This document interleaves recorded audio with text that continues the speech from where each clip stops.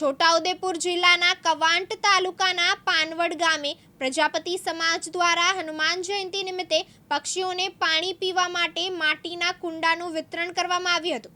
પાનવડના અશોકભાઈ પ્રજાપતિએ પક્ષીઓ માટે કાળઝાળ ગરમીમાં પીવાનું પાણી મળી રહે એ માટે માટીના કુંડા બનાવી હનુમાનજીના મંદિરે વિતરણ કરી પક્ષી પ્રેમ પ્રગટ કરી અનોખી રીતે હનુમાન જન્મોત્સવની ઉજવણી કરી પ્રકૃતિ બચાવવાનો સંદેશ આપ્યો હતો।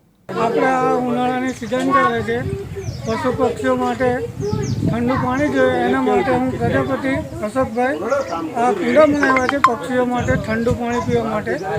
પક્ષીઓ પાણી પીએ ને બજારમાં મળતા પેલા પ્લાસ્ટિકના કુંડા એ ના ચાલે, ગરમીમાં ગરમ જ પાણી થાય ને આ માટીનું વાસણ છે અને ઠંડુ છે એટલે ઠંડુ પાણી અમને પણ પીવા મળે, એટલા માટે હું આ કુંડા બનાવીને બધા ભાઈ ભક્તોને આપું છું ને આવતા વર્ષે પણ હું વધારે એન્ટીપિન બનાવી પક્ષીઓ માટે।